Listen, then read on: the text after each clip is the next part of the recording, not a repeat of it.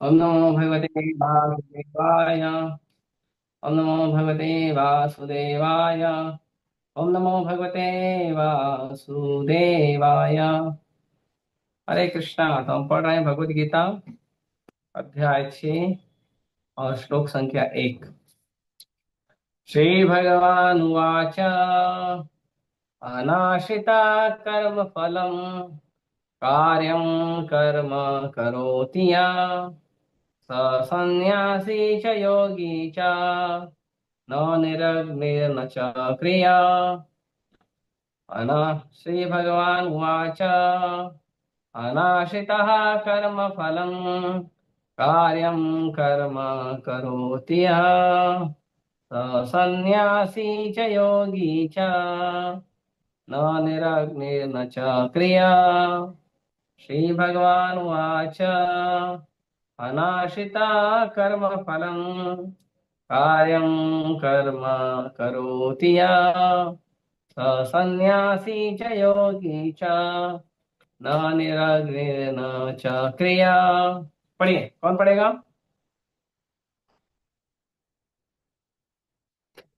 हरे कृष्ण प्रभु। हाँ। अनाश्रित श्रीभगवानुवाच अनाश्रितः कर्म फलं कार्यं कर्म करोति यः स सन्न्यासी च योगी च न निरग्निर्न च क्रियाः। हरे कृष्ण। हरे कृष्ण प्रभु जी। श्री भगवान उवाच अनाश्रित कर्म फलम कार्य कर्म करोति यः स सन्यासी च योगी च न निरग्निर च क्रिया। और कोई? हरे कृष्ण प्रभु। श्री भगवान उवाच अनाश्रितः कर्मफलं कार्यं कर्म करोति यः स सन्न्यासी च योगी च न निरग्निर्न चाक्रियः। हरे कृष्ण। और कोई? हरे कृष्ण प्रभु। हम्म। श्रीभगवानुवाच अनाश्रितः कर्म फलं कार्यकरं करोति यः स सन्न्यासी च योगी च न निरग्निर्न चाक्रियः। और कोई? हरे कृष्ण प्रभु जी। श्री हम्म। भगवान वाचा नाशिता कर्म फल कार्य कर्म करोति यः स सन्यासी च योगी च निर्निर्कर्म्य च क्रिया। हरे कृष्ण। और कोई? नए बच्चों में लोग करते नहीं है, नए बच्चे लोग ट्राई करो।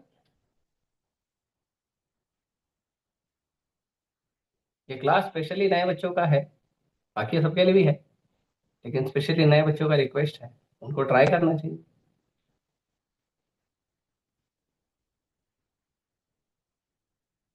ठीक है, कोई बात। शब्दार्थ अनुवाद और तात्पर्य कृष्ण कृपा मूर्ति अभय चारामिंद भक्ति वेदांत स्वामी शिल प्रभुपाद शिल प्रभुपाद की जय।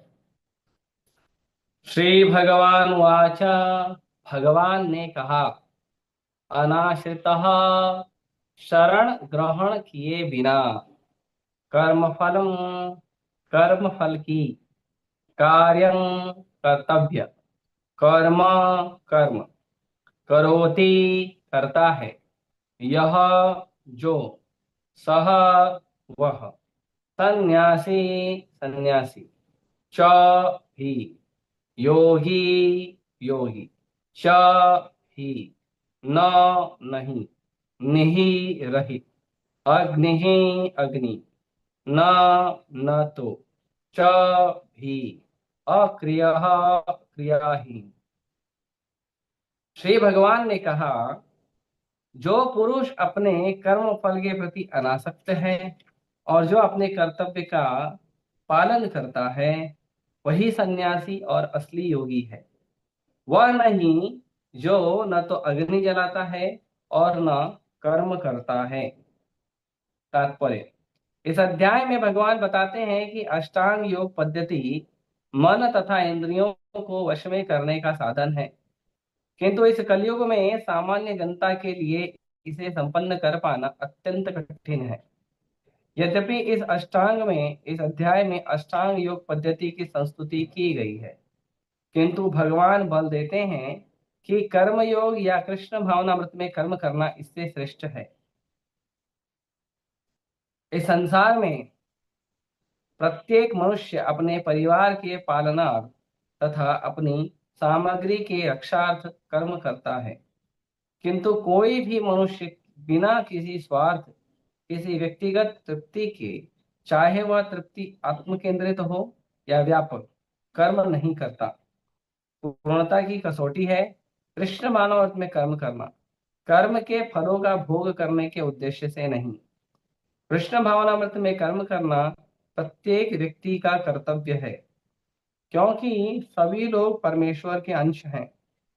शरीर के अंग पूरे शरीर के लिए कार्य करते हैं। शरीर के अंग अपनी तुष्टि के लिए नहीं है, अपितु पूरे शरीर की तुष्टि के लिए कार्य करते हैं। इसी प्रकार जो जीव अपनी तुष्टि के लिए नहीं अपितु परम ब्रह्म की तुष्टि के लिए कार्य करता है, वही पूर्ण सन्यासी या पूर्ण योगी है। कभी कभी सन्यासी सोचते हैं कि उन्हें सारे कार्यों से मुक्ति मिल गई है, अतः वे अग्निहोत्र यज्ञ करना बंद कर देते हैं, लेकिन वस्तुतः वे स्वार्थी हैं, क्योंकि उनका लक्ष्य निराकार ब्रह्म से तादात्म्य स्थापित करना होता है। ऐसी इच्छा भौतिक इच्छा से तो श्रेष्ठ है, किंतु स्वार्थ से रहित नहीं होती। इस प्रकार जो योगी समस्त कर्म बंद करके अधर्म निमिलित नेत्रों से योगाभ्यास करता है, वह भी आत्मतुष्टि की इच्छा से पूरित होता है। किंतु कृष्ण भावना भावित व्यक्ति बिना किसी स्वार्थ के पूर्ण ब्रह्म की तुष्टि के लिए कर्म करता है। कृष्ण भावना भावित व्यक्ति को कभी भी आत्मतुष्टि की इच्छा नहीं रहती। उसका एकमात्र लक्ष्य कृष्ण को प्रसन्न करना रहता है, अतः वह पूर्ण सन्यासी या पूर्ण योगी होता है। त्याग के सर्वोच्च प्रतीक भगवान चैतन्य प्रार्थना करते हैं, न धनम न जनम न सुंदरीम कवितां वा जगदीश कामये मम जन्मनि जन्मनेश्वरी भवताद् भक्ति रहे तुकी त्वयि। हे सर्वशक्तिमान प्रभु, मुझे न तो धन संग्रह की कामना है, न मैं सुंदर स्त्रियों के साथ रमण करने का अभिलाषी हूँ, न ही मुझे अनुयायियों की कामना है। मैं तो जन्म जन्मांतर आपकी प्रेमा भक्ति की अहेतुकी कृपा का ही अभिलाषी हूँ। ओम अज्ञानतिमिरान्धस्य ज्ञानाञ्जनशलाकया चक्षुरुन्मिलितं येन तस्मै श्रीगुरवे नमः।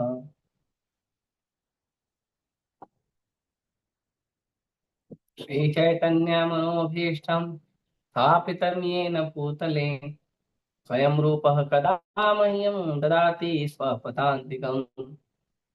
वन्देऽहं श्रीगुरो श्रीयुतापदकमलं श्रीगुरून् वैष्णवांश्च श्रीरूपं साग्रजातं सहगण रघुनाथान्वितं तं सजीवं सा अद्वैतं सावधूतं परिजनसहितं कृष्णचैतन्यदेवं श्रीराधा कृष्णपादान् सहगण ललिता श्रीविशाखान्तांश्च नमो विष्णुपादाय कृष्णपृष्ठाय भूतले श्रीमते भक्तिवेदांत स्वामी नित्यनामिने नमस्ते सारस्वते देवे गौरवाणी प्रचारिणे निर्विशेष शून्यवादी पाश्चात्य देशतारिणे नमो विष्णुपादाय कृष्णपृष्ठाय भूतले श्रीमते भक्ति सिद्धांत सरस्वती नामिने श्रीवार्षभानवी देवी दयिताय कृपाब्दये कृष्ण संबंध विज्ञान दायिने प्रभवे नमः। माधुर्योज्वल प्रेमाढ्य श्रीरूपानुग भक्तिदा श्री गौर करुणा शक्ति विग्रहाय नमस्तुते। नमस्ते गौरवाणी श्रीमूर्तये दीनतारिणे रूपानुगा विरुद्धा अपसिद्धांत द्वांतहारिणे नमो गौरकिशोराय साक्षाद् वैराग्यमूर्तये विप्रलम्बरसाम्बोधे पादाम्बुजाय ते नमः। नमो भक्ति विनोदाय सच्चिदानन्दनामिने गौरशक्तिस्वरूपाय रूपानुगवराय ते गौराविर्भावभूमेस्त्वं निर्दिष्टा सज्जनप्रिय वैष्णव सार्वभौमः श्रीजगन्नाथाय ते नमः। वाञ्छाकल्पतरुभ्यश्च कृपा सिन्धुभ्य एव च पतितानां पावनेभ्यो वैष्णवेभ्यो नमो नमः। नमो महावदन्याय कृष्ण प्रेम प्रदायते कृष्णाय कृष्ण चैतन्य नाम्ने गौरतुषे नमः। पञ्चतत्त्वात्मकं कृष्णं भक्तरूपस्वरूपकं भक्तवतारं भक्ताख्यं नमामि भक्तशक्तिकं। हे कृष्ण करुणा सिन्धु दीनबन्धु जगत्पते गोपेश गोपिकान्त राधाकान्त नमोस्तुते। जयतां सुरतरुर्पङ्को मम मन्दमतिर्गति मत्सर्वस्य पादाम्भोजो राधा मदन मोहनो दिव्यदन्दारण्यकल्पद्रुमादः श्रीमद्रत्नागारसिंहासनस्थौ श्रीमद्राधा श्रीलगोविन्ददेवो प्रेष्ठालभिः सेवमानौ स्मरामि। श्रीमान् रासरसारम्भि वंशीवट्टटे स्थितः कर्षन्वेणुशनैर्गोपी गोपीनाथाय श्रीस्तु नः। तप्तकाञ्चन गौराङ्गी राधे वृन्दावनेश्वरी वृषभानुसुते देवी प्रणमामि हरिप्रिये। जय श्री कृष्ण चैतन्य प्रभु नित्यानंद श्री अद्वैत गदाधर शिवासादि गौर भक्तवृंद। हरे कृष्णा कृष्णा कृष्णा हरे हरे हरे राम राम राम हरे हरे।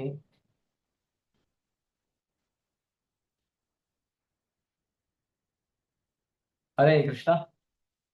तो इसके पहले के श्लोकों में भगवान 5वें अध्याय में कहते हैं, भगवान बहुत स्पष्ट रूप में बताते हैं अर्जुन को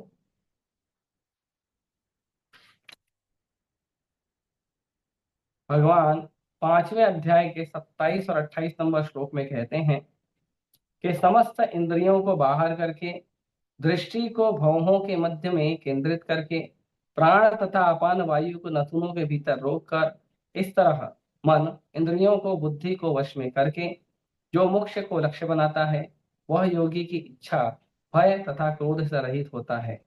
जो इस निरंतर अवस्था में रहता है वह अवश्य ही मुक्त होता है। भगवान ने बताया कि किस तरह से मुक्ति प्राप्त की जाती है और अष्टांग नियम का पालन होता है। तो अष्टांग मतलब 8 अंग।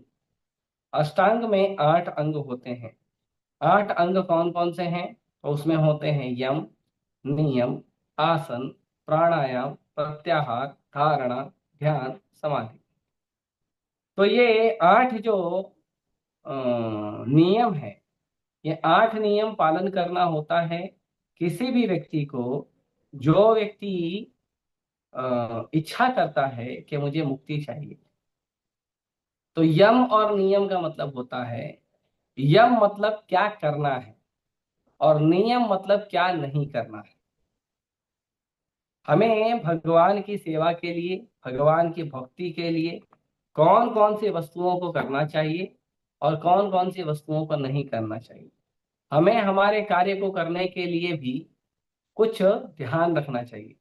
जैसे मैंने देखा है कि जब बच्चे एग्जाम देने जाते हैं, बोर्ड का एग्जाम, जब बच्चे बोर्ड का एग्जाम देने जाते हैं तो मैंने देखा है कि बच्चे जब जाते हैं एग्जाम देने तो उनको हॉल टिकट मिलता है। उस हॉल टिकट के समय उसमें क्या वर्णन किया जाता है हॉल टिकट में? Dos and don'ts. Dos and don'ts का मतलब क्या है? डूज एंड डजंट्स का मतलब है कि आपको एग्जामिनेशन हॉल में क्या करना है और क्या नहीं करना। क्या क्या चीजों का आपको, किन किन बातों का आपको ध्यान रखना है और कौन कौन सी बातें हैं जिन्हें आपको त्याग करना है। कोई भी कार्य आप करने चाहिए, अगर आप कोई इलेक्ट्रॉनिक मशीन खरीदते हैं, मोबाइल है, कैलकुलेटर,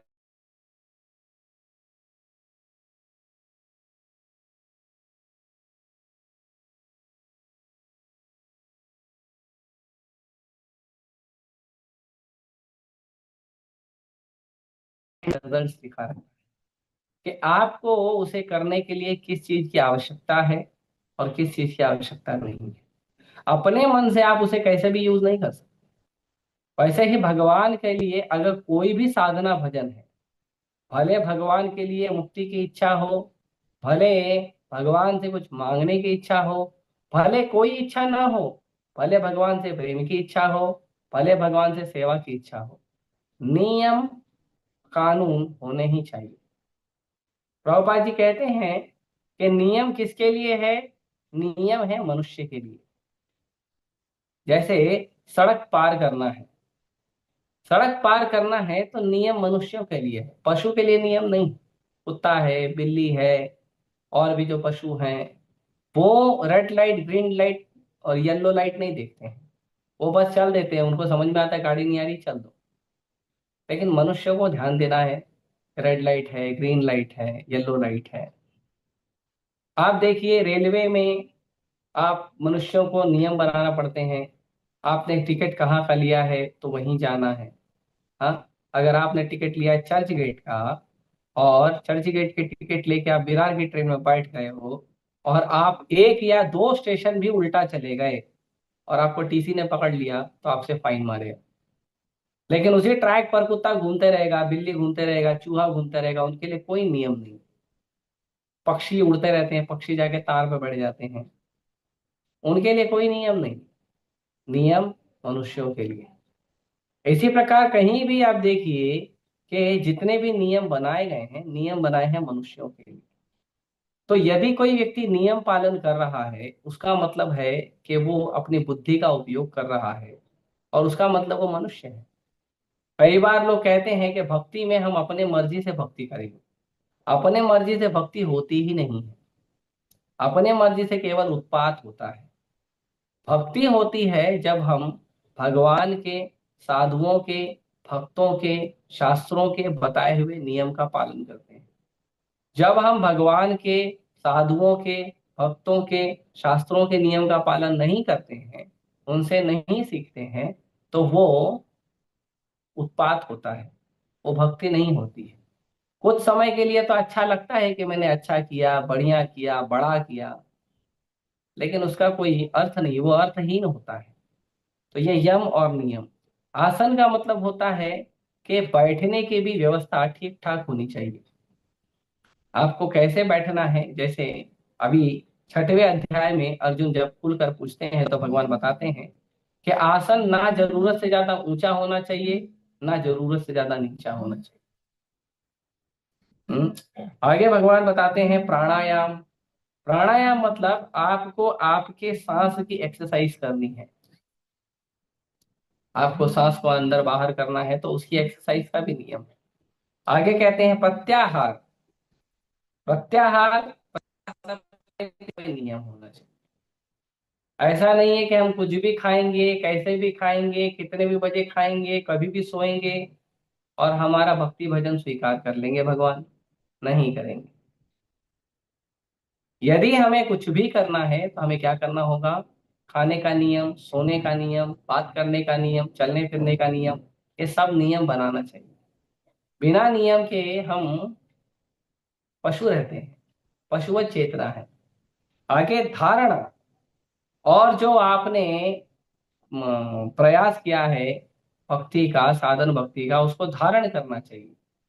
धारण करना चाहिए मतलब एक पूरी तरह से स्थित हो जाना चाहिए आपको, कि पूरी तरह से अब आपका मन जो है स्थित है, किस तरह से आपको भक्ति करनी है। उसके बाद है ध्यान। ध्यान मतलब अब आपकी स्मरण शक्ति को आप जो है वो भगवान के चरण कमलों में लगाओगे। आपके ध्यान को भगवान के चरण कमलों में लगाओगे। और आठवां है समाधि। जब भगवान के चरण कमलों में मन लग जाता है, और जब भक्त नित्य निरंतर श्री भगवान के श्री चरण कमल को देखता है, या श्री भगवान के श्री चरण कमल को अपने हृदय में देखता है, जैसे नारद मुनि ने देखा था। नारद मुनि जब दासी पुत्र थे एक जन्म पहले, तो नारद मुनि ने भगवान को इसी तरह देखा था। तो इस तरह से ये 8 जो हैं अष्टांग योग की विधियां हैं। लेकिन भगवान कहते हैं कि तुम ये मत समझो कि तुम योग करोगे, ध्यान करोगे, ज्ञान करोगे, और उससे तुम अपने आप को केंद्र में रख के फायदा लोगे। नहीं। भगवान अगले ही श्लोक में बहुत ही विशेष बात कहते हैं। हम भगवान कहते हैं, भोक्ताराम यज्ञ तपसाम सर्वलोक महेश्वरम। कि भले आप योग तपस्या ध्यान कुछ भी करो, लेकिन ऐसा नहीं है कि योग तपस्या ध्यान आपके अपने निजी स्वार्थ के लिए है। क्यों? क्योंकि जो योग है, तपस्या है, ध्यान है, ज्ञान है, अग्नि है, जो भी है, भगवान कहते हैं वो मेरी संतुष्टि के लिए है। क्यों? क्योंकि मैं ही सबका भोगता हूँ। और भगवान कहते हैं, और मैं सारे संसार का महेश्वर हूँ। सारे संसार का, सारे जितने भी लोग हैं, सभी लोगों का स्वामी मैं हूँ। भगवान कहते हैं, सूर्यदम सर्वभूताना, और मैं सभी के हृदय में जितने भी जीवात्मा हैं, उन सारे जीवात्मा का मैं सबसे हितैषी मित्र हूँ, सबसे हितैषी बंधु हूँ। और आगे कहते हैं, क्या त्वम माम शांति पृच्छते। तो भगवान कहते हैं, यम नियम आसन ये सब पालन तो करो, लेकिन जब तक आप मुझे नहीं जानोगे, शांति नहीं मिलेगी। शांति तब मिलेगी जब परम भगवान को जानोगे, परम भगवान का लीला कथा श्रवण सुनोगे, भगवान की लीलाओं में हमारा मन रमेगा, तब जाके हमें शांति प्राप्त होगी।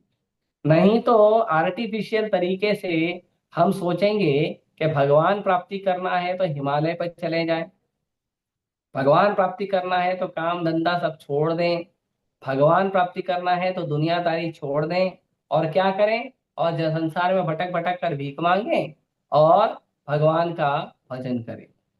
उससे कभी भी भगवत प्राप्ति नहीं होती है, उससे कभी नहीं होती है। आप संसार को चाहे भोग रहे हो, चाहे संसार को आप त्याग रहे हो, चाहे संसार में आप रहकर बहुत कड़ी मेहनत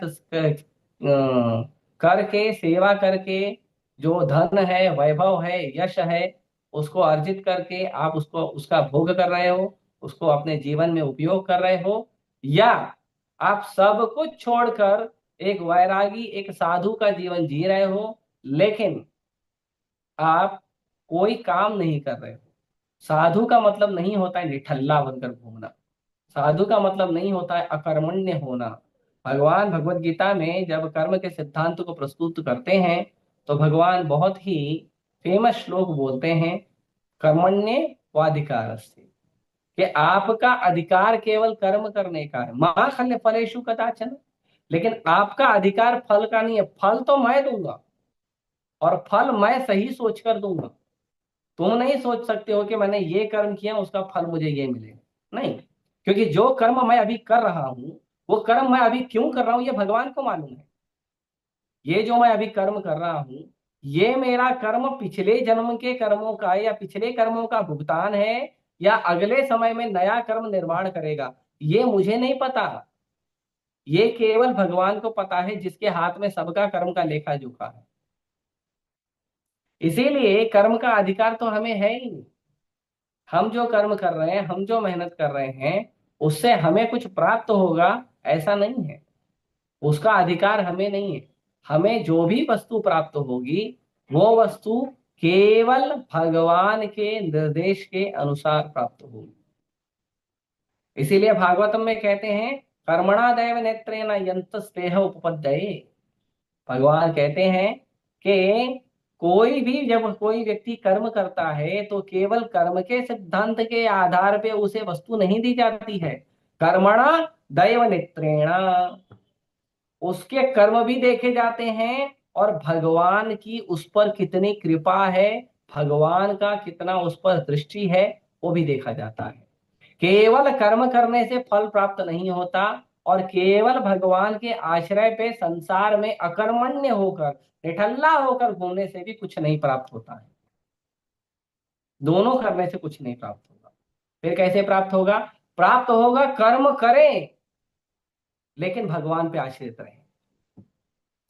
मेहनत करें, पूरा शरीर तोड़कर मेहनत करें, बहुत अच्छे से मेहनत करें, सारे नियमों का, कानून का अच्छे से पालन करें, और जी तोड़कर मेहनत करें, लेकिन जो प्राप्त हो जाए उसमें संतुष्ट रहे, और संसार की सारी वस्तुओं को भगवान की सेवा में अर्पण करें।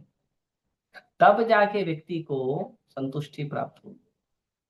तो कोई कहेगा, जब हम कर्म करेंगे, फल नहीं मिलेगा या फल की इच्छा नहीं रखनी है तो कर्म ही क्यों करें? क्योंकि अगर मैं कर्म कर रहा हूं तो किसी फल की इच्छा के लिए कर रहा हूं, तो वो फल का जो हेतु है, वो फल का जो उद्देश्य है, वो मैं हूं। भगवान कहते हैं माँ कर्म फल हेतु रुभु। नहीं, कर्म के फल के हेतु भी आप नहीं हो। क्यों? क्योंकि जो तुम कर्म कर रहे हो वो तो भगवान की दी हुई शक्ति के कारण कर रहे हो, तो तुम फल के हेतु कैसे हो गए?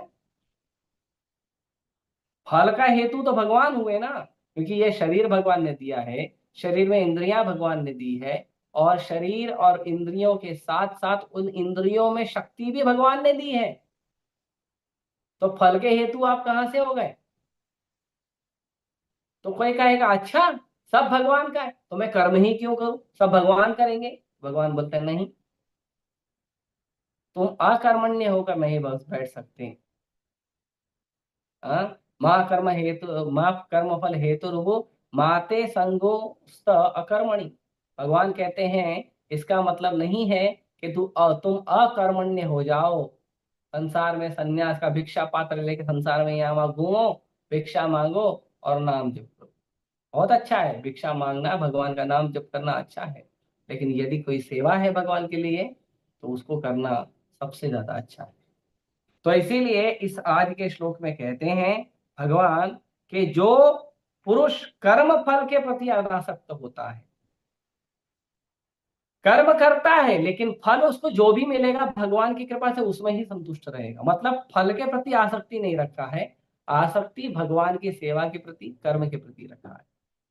हाँ, और जो कर्तव्य का पालन करता है, जो भी कर्तव्य है हमारा, जो भी ड्यूटी है हमारा, उसका पालन करना चाहिए। ये नहीं कि मैं पढ़ाई कर रहा हूं तो मैं पढ़ाई अच्छे से नहीं करूंगा और मैं भगवान को जाकर लड्डू चढ़ा दूंगा, नारियल चढ़ा दूंगा और भगवान मुझे एग्जाम में पास कर देंगे। भगवान बिल्कुल नहीं करेंगे, क्योंकि भगवान आपको पास करेंगे जब आप भगवान का भजन भी करोगे और पढ़ाई भी करोगे। अगर आप केवल पढ़ाई करोगे तो भी पास होने की संभावना आपके कर्मानुसार होगी, लेकिन अगर अच्छे से पास होना है, अच्छी चेतना से पास होना है, तो केवल पढ़ाई करना या केवल कर्म करना पूरा नहीं है। उस कर्म के साथ साथ हमारा योग साधना भजन भी होना चाहिए। इसीलिए कई बार देखा गया है कि जिन लोगों में ज्यादा पढ़ाई की भावना होती है, जो ज्यादा पढ़ाई करते हैं, ज्यादा समय देते हैं पढ़ाई को, जिनका स्कूल में, कॉलेज में, समाज में पढ़ाई में ज्यादा नंबर आता है, वो लोग अक्सर अहंकार लेकर घूमते हैं कि मैं बहुत अच्छा पढ़ाई करता हूँ, मैं तो स्कॉलर हूँ, मैं तो पंडित हूँ। हाँ, क्यों? क्योंकि उसके अंदर ज्ञान तो है, लेकिन उस ज्ञान के साथ साथ अहंकार भरा हुआ है। जिस ज्ञान में अहंकार होता है वो ज्ञान पेड़ के उस फल की तरह होता है कि पेड़ में फल तो है लेकिन फल बहुत कड़वा है, किसी काम का नहीं, या फल बहुत दूर है, साधारण जनमानस की पहुंच के बरोबर नहीं है। तो यदि हमारे पास कोई हुनर है, कोई ज्ञान है, कोई वैभव है, कोई शक्ति है, कोई धन है, और हमें उसका अहंकार है, हमें उसका मद है, तो वो पेड़ के कड़वे फल की तरह या दूर ऊंचे पेड़ पे दूर ऊंचे फल की तरह है, इसका कोई उपयोग नहीं। ऐसे एक कहावत है, बड़ा हुआ तो क्या हुआ जैसे पेड़ खजूर, कि भैया तुम बड़े तो हो गए हो लेकिन खजूर के पेड़ की तरह। क्यों? पंछी को छाया नहीं, फल आ गया थी दूर, पक्षी को छाया नहीं है और फल भी इतना दूर लगता है कि साधारण व्यक्ति को प्राप्त नहीं हो सकता। तो यदि आपके अंदर कोई पढ़ाई है, आपके पास कोई धन है, वैभव है, और उसे आप भगवान की सेवा में नहीं लगा रहे हो, जनता को, जनार्दन को, संसार के लोगों को भगवान की सेवा में नहीं जोड़ रहे हो, आपके पास बहुत ज्ञान है लेकिन उस ज्ञान से आप भक्ति नहीं कर रहे हो, भगवान को जानने का, संसार को जानने का, अपने जीवन को पूरा करने का उद्देश्य प्राप्त नहीं कर रहे हो, तो वो ज्ञान किस काम का? वो ज्ञान केवल अहंकार है कि मैंने बीकॉम किया है, मैंने एमकॉम किया है, मैंने ग्रेजुएशन किया है, पोस्ट ग्रेजुएशन किया है, मैंने डॉक्टर की पढ़ाई की है, लॉयर की पढ़ाई की है, इंजीनियर की पढ़ाई की है, टीचर की पढ़ाई की है, प्रोफेसर की पढ़ाई की है, प्रिंसिपल की पढ़ाई की है।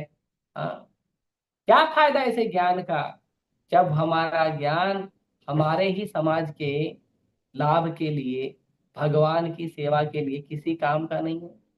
ऐसे कड़वे फल को लेकर क्या करेंगे, या ऐसे दूर के फल को लेकर क्या करेंगे। समाज में रहकर हम समाज के सहयोग से ज्ञान प्राप्त करते हैं, समाज के सहयोग से धन प्राप्त करते हैं, समाज के सहयोग से यश प्राप्त करते हैं। सब कुछ समाज के और भगवान, समाज के सहयोग और भगवान की कृपा से प्राप्त करते हैं।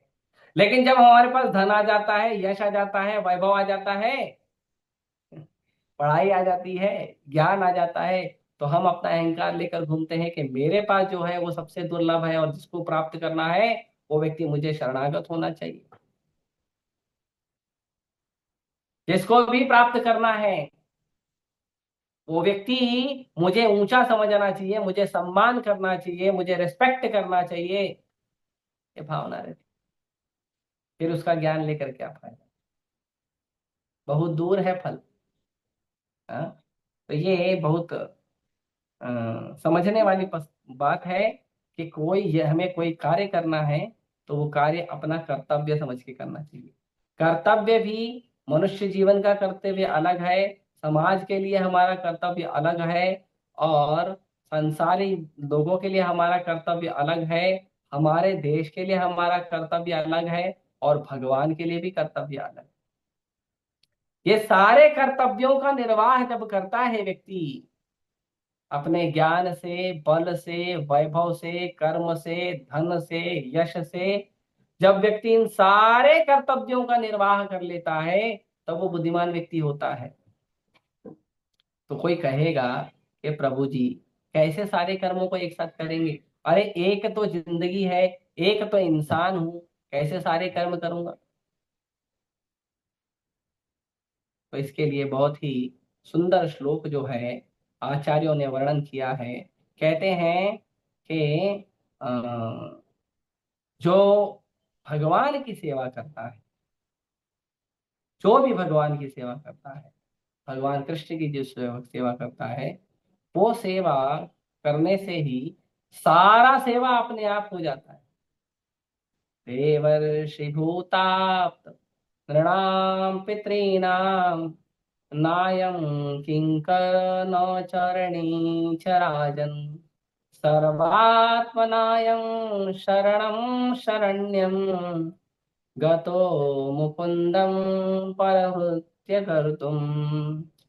तो कहते हैं कि देव ऋषि भूत आप्त नृणाम पितॄणाम, चाहे कोई देवता हो, चाहे कोई ऋषि हो, चाहे कोई भूत मतलब सांसारिक लोग हो, चाहे आप्त चाहे मेरे सगे संबंधी हो, चाहे नृणाम चाहे राजा हो, पितृणाम चाहे मेरे माता पिता या उनके जो पितृगण हैं, माता पिता के, दादा दादी के, या उनके भी ऊपर जो पितृगण हैं, ये सारे लोगों का हमारे ऊपर कर्जा होता है। देवताओं से कुछ न कुछ प्राप्त होता है। जैसे देवता हैं, सूर्य के देवता हैं, चंद्र के देवता हैं, अग्नि के देवता है, पानी के देवता है, हवा के देवता हैं, इनसे हमें ये सब वस्तु प्राप्त होती है।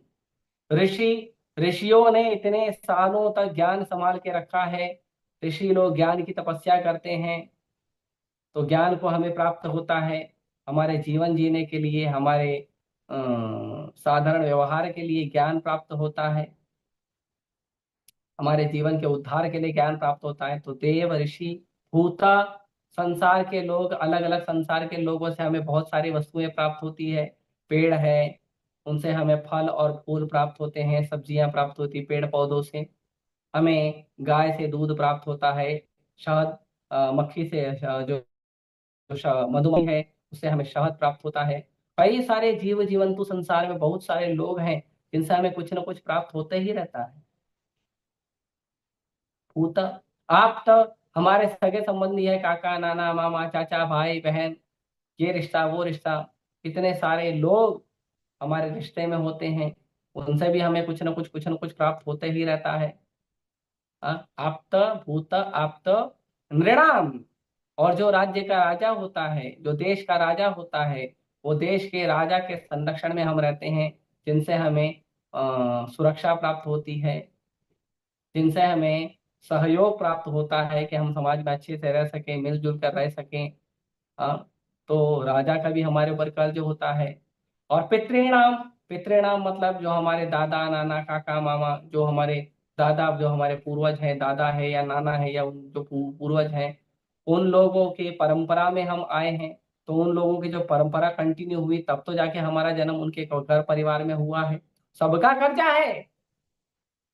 लेकिन आचार्य कहते हैं नायम किंकर न चरणी चरा, कि अब ना तो मैं उनका सेवक हूं और ना मैं उनका ऋणी हूं। अरे, इन्हें सबका कर्जा हमारे ऊपर है और हम सेवक भी नहीं है और ऋणी भी नहीं है। तो कहते हैं हाँ, क्यों? सर्वात्मनायम शरणम शरण्यम, मैंने पूरे मन से उस व्यक्ति की शरण ले ली है, उस प्रभु की शरण ले ली है जिनकी शरण लेनी चाहिए। शरणम, शरण लिया है मैंने। शरण्यम, किसकी शरण ली है? उसकी शरण ली है जिसकी शरण लेनी चाहिए। कौन है वो? तो कहते हैं गतो मुकुंदम, ये सारे संसार के बंधनों से जो मुक्त कर देता है और आनंद देता है, वो मुक्ति का दाता, वो आनंद का दाता भगवान मुकुंद के चरणों में चले गया हूं मैं। परिहृत्य कर तुम, ये जितने भी लोगों का मैंने नाम गिनाया है, इन सारे लोगों के नामों के से जो मेरा कर्तव्य बनता है, जो मेरा कर्ज बनता है, वो अपने आप पूरा हो जाएगा यदि मैं प्रभु के चरण में जाकर प्रभु की भक्ति करूंगा। तो सारे कर्म पूरे हो जाते हैं यदि कोई आके भगवान की सेवा करता है। भगवान की सेवा करने से, अब कोई कहेगा कि ये तो गलत बात है, भगवान की सेवा करेंगे, संसार में रहेंगे, भगवान की सेवा करेंगे, तो ये तो गलत बात है।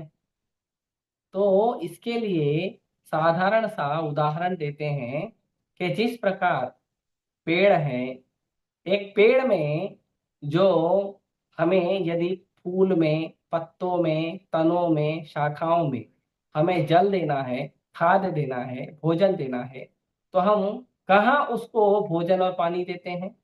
हम देते हैं उसका भोजन और पानी उसकी जड़ में। तो भोजन और पानी हम उसकी जड़ में देते हैं।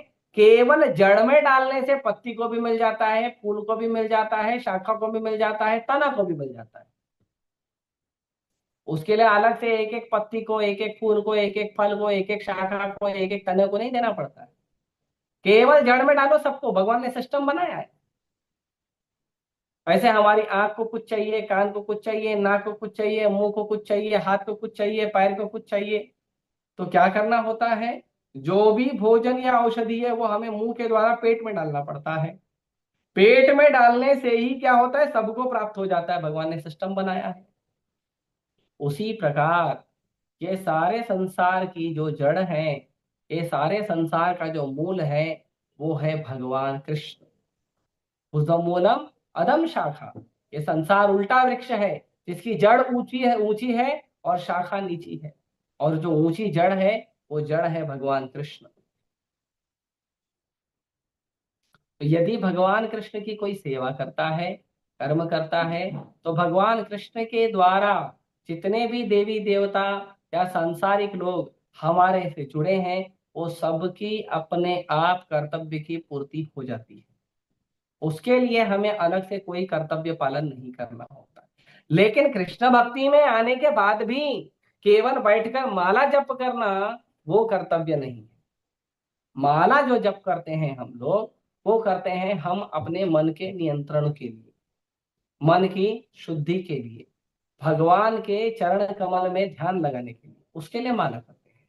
लेकिन फिर भी भगवान की सेवा बहुत महत्वपूर्ण है। तो जो भगवान का भक्त होता है, भगवान कहते हैं कि जो कर्तव्य का पालन करता है वही सन्यासी और असली योगी है, वह नहीं जो ना अग्नि जलाता है ना कर्म करता है। भगवान की भक्ति करना है, आपने ब्रह्मचारी का जीवन ले लिया, सन्यासी का जीवन ले लिया, लेकिन एक जगह बैठकर, पूरे संसार में एक जगह बैठकर केवल जो है दुनिया को दिखाने के लिए भजन कर रहे हैं, यदि शुद्ध हो गए हैं और भजन में मन लग गया है तो कोई बात नहीं, तब तो पूरा भगवान ले देते कि भैया वो मेरा हो गया, मैं देख लूंगा। लेकिन यदि नहीं लगा है तो क्या करना है? तो हमें कर्म भी करना है, अग्नि भी जलानी है। ये तो अभी हो गया है कि लोग होटल्स खोल लिए हैं, होटल में जाते हैं, होटल में पा लेते हैं, और जगह जगह भंडारा होता है वहां पा लेते हैं। किसी के घर में कोई सन्यासी है, कोई ब्रह्मचारी है, उसको प्रसाद की व्यवस्था हो जाती है। लेकिन पहले ऐसा नहीं करते थे। चैतन्य महाप्रभु की अ, लीलाओं में हम देखते हैं कि रूप गोस्वामी, सनातन गोस्वामी जब निकलते थे भ्रमण के लिए, तो वो जब कहीं रुकते थे तो चैतन्य महाप्रभु के घर में एक ब्राह्मण रुके थे। तो वो जो ब्राह्मण है, उस ब्राह्मण ने चैतन्य महाप्रभु के पिता जगन्नाथ मिश्र को कहा कि आप मुझे चूल्हा दे दीजिए और भोजन की सामग्री दे दीजिए, मैं खुद भोजन बनाऊंगा और भगवान को भोग लगाऊंगा। है सन्यासी, है साधु, है ब्राह्मण, लेकिन मेहनत करना चाहता है। ऐसे नहीं कि ठीक है आप दे दो हम पी लेंगे, नहीं तो फल फूल कंदमूल,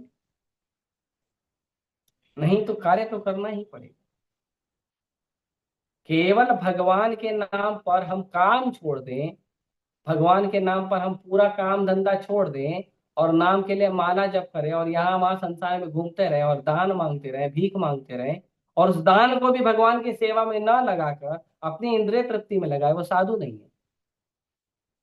साधु का मतलब होता है, जैसे संसार में आजकल लोग भीख देते हैं, दान देते हैं, वो भीख और दान उस व्यक्ति को देना चाहिए पूरा अच्छे से देख कर समझ कर कि क्या वो व्यक्ति आपके दिए गए दान को भगवान की सेवा में लगाएगा या नहीं।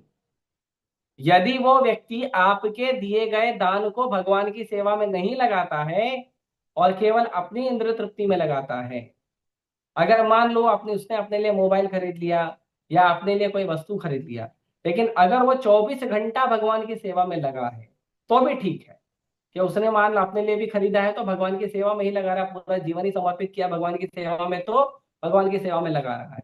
जैसे हम ये मोबाइल लगाते हैं, कैमरा लगाते हैं, हम अलग अलग सिस्टम यूज करते हैं, क्या करते हैं? भगवान की सेवा के लिए, लोगों को लेक्चर देने के लिए, लोगों से जुड़ने के लिए, कृष्ण कथा करने के लिए, श्रवण कीर्तन करने के लिए, लोगों को फोटो वीडियो भगवान का भेजने के लिए, लोगों को मंदिर का मैसेज भेजने के लिए, लोगों को मंदिर के बारे में, मंदिर के त्योहारों के बारे में जानकारी देने के लिए, अगर इन सब चीजों के लिए उपयोग है तो वो ठीक है, तब ठीक है। लेकिन यदि हम संसार से सारी वस्तुएं लेते हैं और भगवान की सेवा में नहीं लगाते हैं, केवल अपने भोग के लिए उपयोग करते हैं, तो हमें कर्म का बंधन सहना पड़ेगा, कर्म का बंधन लगेगा, और उस बंधन से हमें, कर्म के बंधन का जो मार पड़ेगा, जो बंधन होगा, उसका हमें कष्ट सहना ही पड़ेगा, और हम कर्म के बंधन से मुक्त नहीं होंगे। हमने केवल ब्रह्मचारी का, सन्यासी का कपड़ा पहनकर संसार में भटक रहे हैं और संसार की वस्तुओं को लेकर, संसार की चीजों को लेकर, संसार के लोगों को लेकर भगवान की सेवा में नहीं लगा रहे हैं, वो सन्यासी नहीं है, वो ब्रह्मचारी नहीं है। सन्यासी और ब्रह्मचारी का एकमात्र कर्तव्य होता है, ब्रह्मचारी गुरुकुले वसंतांते गुरोरहितम, कि जो ब्रह्मचारी है वो क्या करेगा? वो गुरुकुल में रहेगा। किसके लिए रहेगा? अपने गुरु की सेवा करने के लिए। और गुरु कौन है? गुरु वो है जो आपको कृष्ण से जोड़ता है। तो ऐसे गुरु और ऐसे गुरु का जो सेवक होता है वही ब्रह्मचारी होता है, बाकी लोग ब्रह्मचारी नहीं। तो इसीलिए शास्त्रों में हमेशा गुण और कर्म बताए गए हैं, हर एक पद का गुण और कर्म बताया गया है। यदि वो गुण और कर्म हमने नहीं किया तो फिर हम उस पद के लायक नहीं हैं, हम उस पद पर नहीं हैं, हम स्वांग रच रहे हैं, ढोंग रख रहे हैं, मिथ्या ही उस पद पर जाकर बैठे हैं, हम उस पद का सम्मान नहीं कर रहे हैं।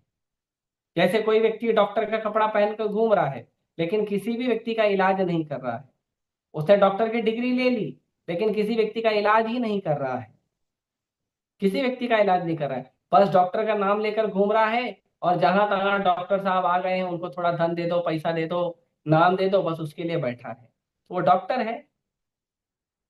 किसी ने पुलिस का नौकरी करने लगे हैं, पुलिस का नौकरी, मिलिट्री का नौकरी कर रहे हैं, और पुलिस का नौकरी का पुलिस का और मिलिट्री का काम नहीं कर रहे हैं, तो उनको पुलिस बोलेंगे, उनको मिलिट्री बोलेंगे। कोई वकील है, वो किसी का केस नहीं लड़ता, बस वकालत करके बैठ गया है, किसी को सहयोग नहीं कर रहा है, केवल अपने फायदे के लिए उसको उपयोग कर रहा है, तो क्या वो वकील है?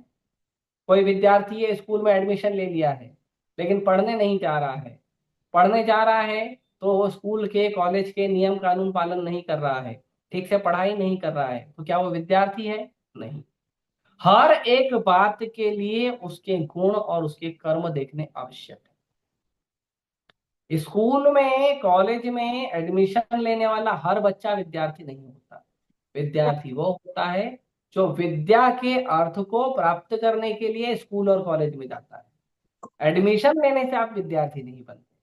उसी प्रकार केवल सन्यासी का वस्त्र धारण करने से, ब्रह्मचारी का वस्त्र धारण करने से, गृहस्थ का के लिए विवाह कर लेने से आप ना सन्यासी बनते हो, ना ब्रह्मचारी बनते हो, ना गृहस्थ बनते हो, ना वानप्रस्थ बनते हो। क्यों?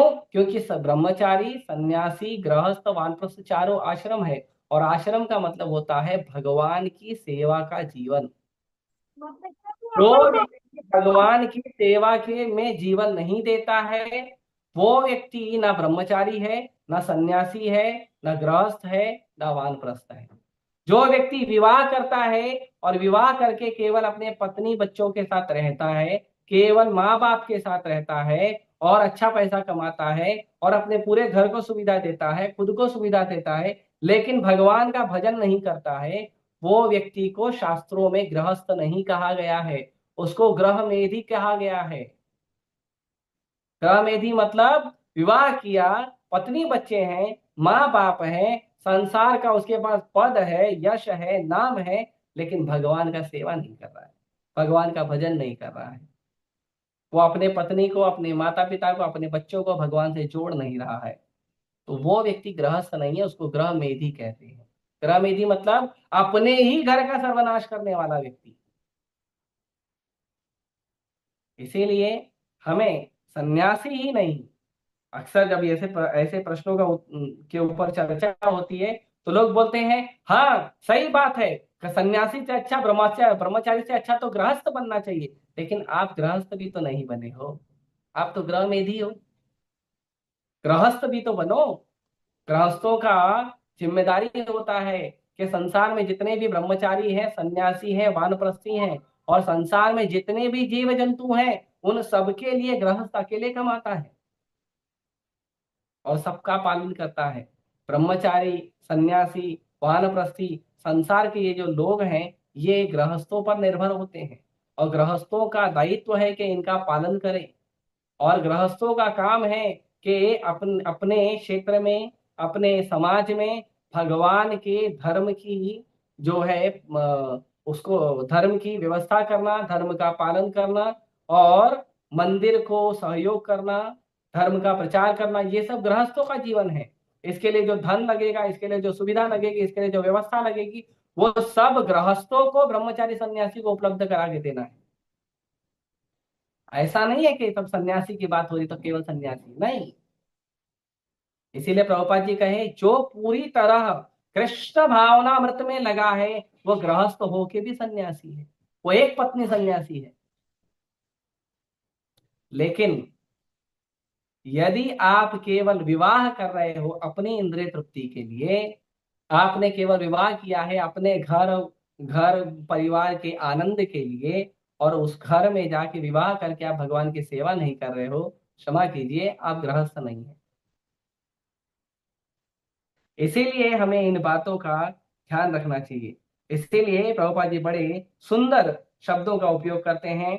इस संसार में प्रत्येक मनुष्य अपने परिवार के पालनार्थ तथा अपनी सामग्री के रक्षार्थ कर्म करता है, किंतु कोई भी मनुष्य बिना किसी स्वार्थ, किसी व्यक्तिगत तृप्ति के, चाहे वह आत्म केंद्रित हो या व्यापक हो, कर्म नहीं करता। पूर्णता की कसौटी है कि कृष्ण भावनामृत में कर्म करना कर्म के फलों का भोग करने के उद्देश्य से नहीं। संसार में कितनी भी वस्तुओं का हम जमा कर लें, हम कोई भी कर्म करें, लेकिन अगर उस कर्म में थोड़ा भी स्वार्थ है तो वो कर्म नहीं है। कर्म तब है जब कर्म हम करें निस्वार्थ भाव से, निष्काम भाव से कर्म करें, उसको कर्म कहते हैं।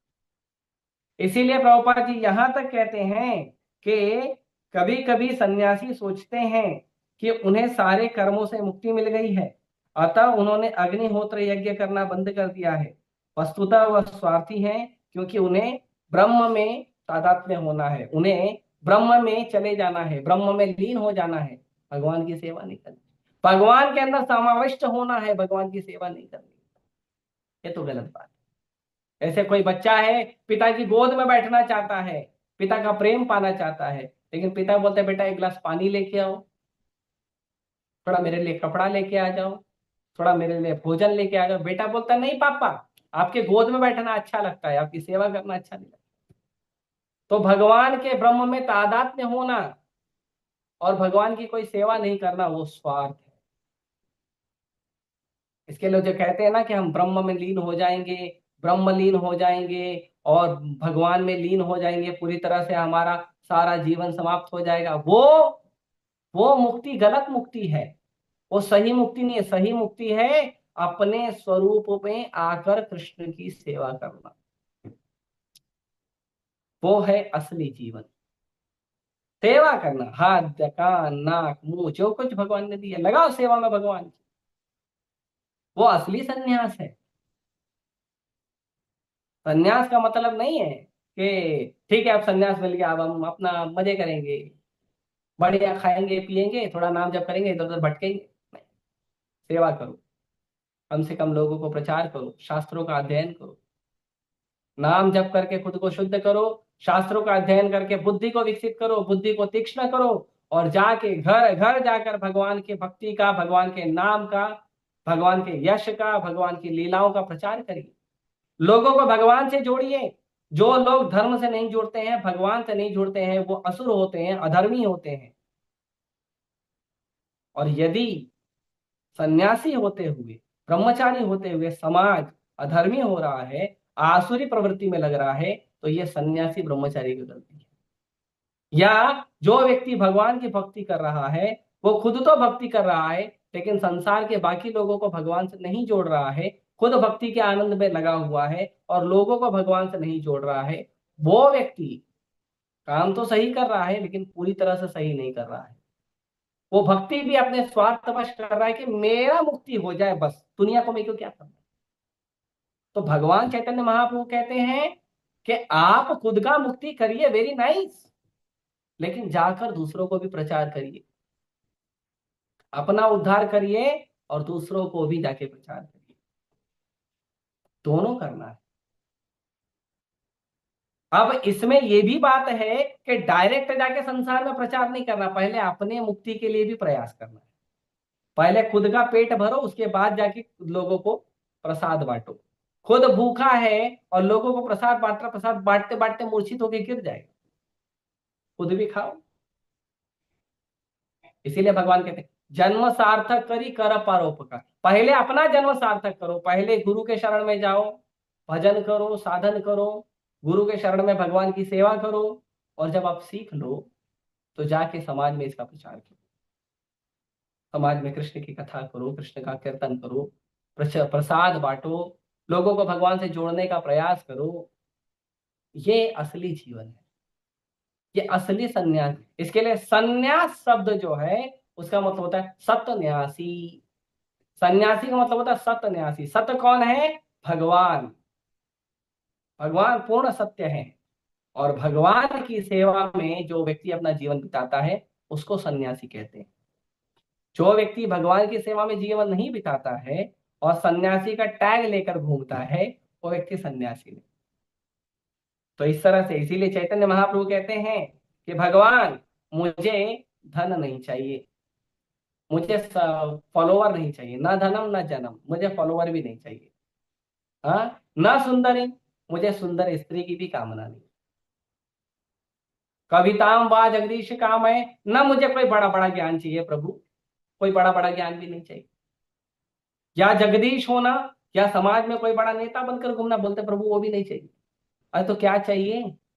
ना तुमको अच्छा जन्म चाहिए बड़े बड़े घरों में, ना तुमको फॉलोवर चाहिए, ना तुमको सुंदरी चाहिए, ना तुम क्या कहते हैं बड़ा ज्ञानी बनना चाहते हो, ना तुमको कोई समाज का नेता बनना, तो बनना क्या है?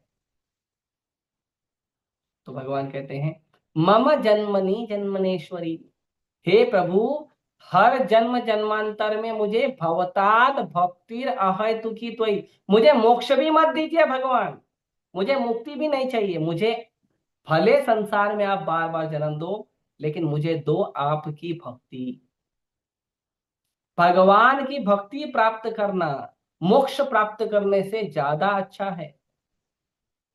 क्यों? क्योंकि मोक्ष में व्यक्ति मोक्ष क्यों चाहता है? संसार के दुखों से परेशान है, इसीलिए संसार छोड़ना है। लेकिन भक्ति का मतलब होता है चाहे मैं संसार में रहूं, चाहे मैं भगवान के धाम में रहूं, मैं भगवान की सेवा करते रहूंगा। ये संसार में भी अगर रहेंगे तो ये संसार को भगवान की संपत्ति मानकर भगवान की सेवा में लगाएंगे। वो असली सन्यासी है, वो असली योगी है, वो असली भक्त है। संसार की हर वस्तु कृष्ण की है, सारी भूमि गोपाल की है, गोपाल की सेवा में लगाइए, कृष्ण की सेवा में लगाइए। ईशावास्य मिनम सर्वम, पूरी सृष्टि कृष्ण की है, कृष्ण की सेवा में ही लगाना। ये असली मतलब है भक्त होने का, सन्यासी होने का, कर्मयोगी होने का, ये असली मतलब है। नहीं तो सब ढोंग है, नहीं तो हम ठीक से पालन नहीं कर रहे, ना सन्यास धर्म का, ना ब्रह्मचारी धर्म का, ना गृहस्थ धर्म का, ना वानप्रस्थ धर्म का, न कर्म योग का पालन कर रहे हैं, न ध्यान योग का पालन कर रहे हैं। केवल अपनी इंद्रिय तृप्ति के लिए भगवान की भक्ति या धार्मिक होने का हम टैग लगाकर पूरे दुनिया में घूम रहे हैं, ताकि लोग मुझे सम्मान दें, मुझे इज्जत दें, बस और कोई कारण नहीं। तो इसीलिए भगवान यहाँ पे बहुत स्पष्ट करते हैं कि सन्यासी और योगी का मतलब होता है भगवान की सेवा में कर्म करना, समाज में बिना काम का बनकर इधर उधर भटकना नहीं। ये असली सन्यासी है, क्योंकि सन्यासी मतलब सतन्यासी, कृष्ण की सेवा में संपूर्ण जीवन समर्पित होता है, वही सन्यासी। ठीक है, तो मैं यहीं रोकता हूँ, किसी को कोई प्रश्न है तो पूछ सकते हैं। हरे कृष्ण।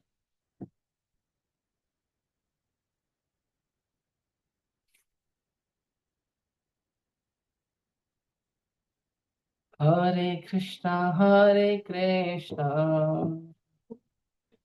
कृष्णा कृष्णा हरे हरे,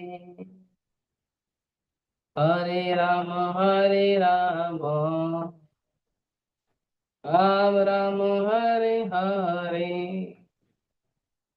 हरे कृष्णा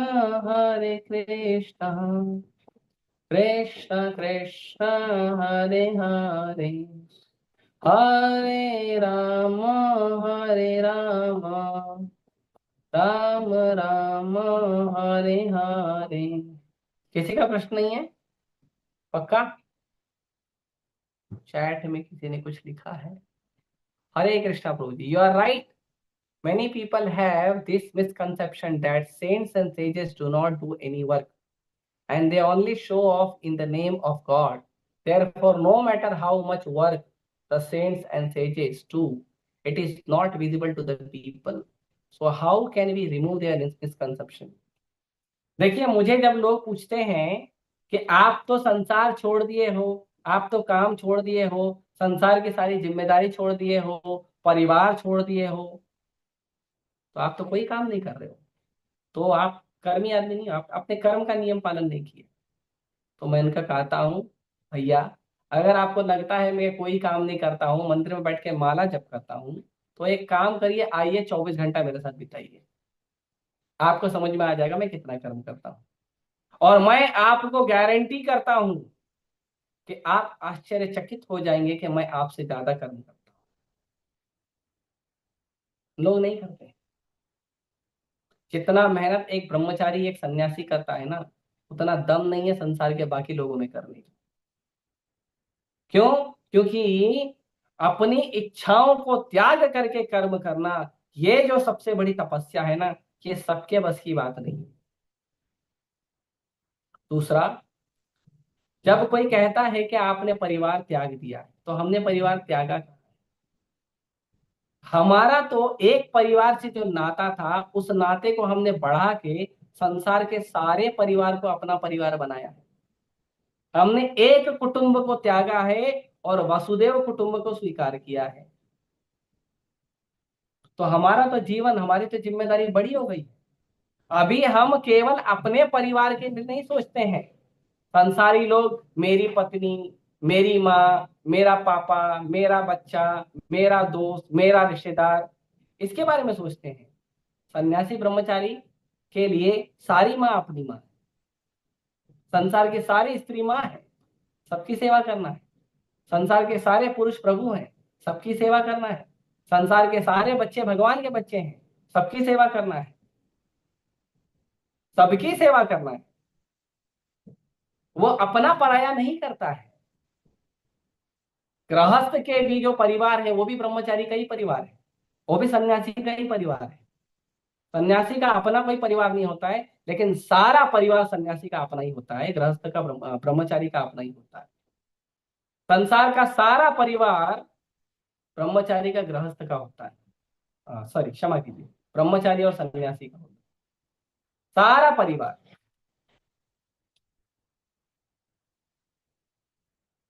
तब तिलक क्यों लगाते हैं? अच्छा, बताता हूं। तो इसीलिए हमें ये नहीं सोचना चाहिए कि ब्रह्मचारी हैं, सन्यासी हैं, मेहनत नहीं करते। अरे अपनी इच्छा को त्याग दो। सबसे पहला, सबसे कठिन त्याग स्त्री और पैसा। जो हमारा आकर्षण होता है स्त्री का पुरुष से, पुरुष का स्त्री से, उसको त्याग दो। और धन को त्याग दो, यश को त्याग दो, और संसार में उसके बावजूद रहकर संसार के लोगों की सेवा करो। आप बताइए किस कौन कर पाएगा ऐसा? कोई नहीं कर पाएगा। लेकिन सन्यासी ब्रह्मचारी इस इच्छा को त्याग करके सेवा करते। तो ये इतना बड़ा जो त्याग है, इतना बड़ा जो कर्म है, वो कोई नहीं कर पाता है। लोग तो एक एक रुपए का हिसाब लेते हैं। भगवान का भक्त जो भगवान की कृपा से आया उसी को अपना समझता है, जो नहीं आया भगवान की कृपा से उसी को जीवन समझता है। मिला तो खाएगा, नहीं तो तपस्या करेगा। जो भगवान के भक्त ऐसे होते हैं। संसार के लोग, थोड़ी सी वस्तु नहीं मिलेगी, थोड़ा सा जमीन अपने ही भाई ने नहीं दिया, अपने ही भाई ने 1 फुट जमीन नहीं दिया या नहीं लिया, उसके लिए मृत्यु तक का संघर्ष कर लेते हैं। खुद मर जाते हैं या भाई को मार देते हैं। बताइए, ब्रह्मचारी सन्यासी थोड़ी करते हैं। ठीक है, मिला मिला, नहीं तो कोई बात। कई बार तो ब्रह्मचारी के परिवार वाले, सन्यासी के परिवार वाले कहते हैं कि अब तो तुमने सन्यास ले लिया है, अब तुम्हें जो भी वस्तु हमसे मिलना चाहिए वो नहीं मिलेगी। और माता पिता अपना संबंध तोड़ देते हैं। क्यों? क्योंकि तू मुझे कमा के नहीं खिला रहा है। इसीलिए वही माता पिता जो 20 साल, 25 साल, 30 साल तक मेरा बेटा करके प्यार करते थे, वही माँ बाप अपने उस ब्रह्मचारी सन्यासी बच्चे को त्याग देते हैं, क्योंकि तू मुझे कमा के नहीं खिलाएगा इसके लिए। फिर भी भगवान के आश्रय में वो अपना जीवन जीता है, फिर भी प्रसन्न रहता है, फिर भी अपने माता पिता के लिए, उनके उद्धार के लिए भगवान से प्रार्थना करता है। फिर भी उसका भजन, उसकी प्रार्थनाएं, उसका भक्ति का कृपा माता पिता को मिलता है। तो ये जो भावना है, इस भावना को स्वीकार करके यदि कोई कर्म करके दिखा दे संसारी आदमी, तो फिर पता चलेगा आप कितना कर्म करते हैं। एक एक पैसे के लिए लड़ाई करने वाले, एक एक फुट जगह के लिए लड़ाई करने वाले लोग सन्यासी और गृहस्थ के ऊपर यदि प्रश्न उठाते हैं कि आप कोई कर्म नहीं करते हो, इससे बड़ी मूर्खता और क्या होगी? तो ये वस्तु हमें पूरी तरह क्लियर होनी चाहिए। दूसरों पर उंगली उठाने के पहले देख लेना चाहिए कि मैं कितना शुद्ध हूं, मैं कितना अच्छा हूं। दूसरों पर उंगली उठाने के पहले सोचना चाहिए। ठीक है, एक और भक्त ने पूछा है तिलक क्यों लगाते हैं? तो ये तो तिलक में ये दोनों ये जो दोनों लाइन होती है, ये है भगवान का चरण। ये दोनों है ना, ये राधा कृष्ण के चरण है। और ये जो लगाए हैं हमने, ये है तुलसी। तो जो व्यक्ति तिलक लगाता है वो संसार को ये बताता है कि मैं अनाथ नहीं हूं, मेरे नाथ हैं भगवान। जो तिलक लगाता है वो संसार को ये बताता है कि मैं अनाथ नहीं हूं, मेरे स्वामी हैं। मेरे स्वामी है भगवान राम, भगवान कृष्ण, भगवान विष्णु मेरे स्वामी हैं। मैं अनाथ नहीं हूं। सारे संसार के सारे नाथों के नाथ जो हैं, जगन्नाथ मेरे स्वामी हैं। तो इसीलिए वो तिलक लगाता है। और जो तिलक नहीं लगाता है वो सोचता है कि मेरे को अनाथ ही रहने दो, मैं संसार में अनाथ ही भटकूंगा, तो वो तिलक नहीं लगाता है ना। ये भगवान के चरण कमल है, इसको भक्त अपने सर पे धारण करता है। इसीलिए भक्त लोग तिलक लगाते हैं। ठीक है। और किसी का कोई प्रश्न यदि है तो एक लेते हैं, फिर हम रुकते हैं। आपका कोई प्रश्न महाराज? नहीं, आप तो सन्यासी हैं। ठीक है, आप सभी का बहुत बहुत धन्यवाद। भगवानी भगवद गीता की जय, श्री प्रभुपाद की जय।